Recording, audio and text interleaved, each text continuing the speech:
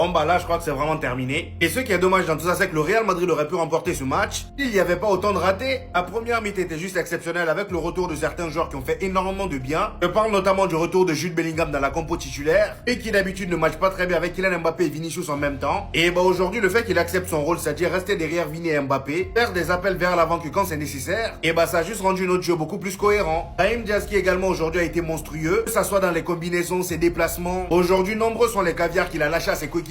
Malheureusement la finition n'était pas au rendez-vous. Kylian Mbappé et Vinicius, ça fait un moment maintenant qu'ils sont plus en réussite devant les buts. Il a fallu encore une fois que Valverde à la 50e minute vienne nous sortir sa magie habituelle. Le gars devant la surface nous a encore lâché un de ses tirs. Et c'est justement après ce but là malheureusement que le Real Madrid a commencé à flancher petit à petit. Ils ont commencé à libérer de l'espace pour Girona. Girona qui aujourd'hui d'ailleurs s'est contenté de rester en défense et contre-attaquer dès qu'il pouvait. A finalement très bien marché étant donné que juste après le but de Valverde, Lemar est venu claquer à peu près le même but. Le gars reçoit le ballon devant la surface et regardez comment la défense du Real Madrid est passive. Il n'y a personne qui est monté sur lui. Il a fallu qu'il se rapproche vraiment de la surface pour que Camavinga sorte sur lui. Et malheureusement c'était trop tard. En fait aujourd'hui c'est simple, le Real Madrid pressait énormément Girona lorsque Girona était dans leur camp. Et dès que Girona mettait un pied dans notre camp, j'avais l'impression qu'on les laissait faire. Résultat final, un but partout. Le Barça est donc à 6 points devant nous. Et s'il gagne demain, ils seront à 9 points. C'est mort.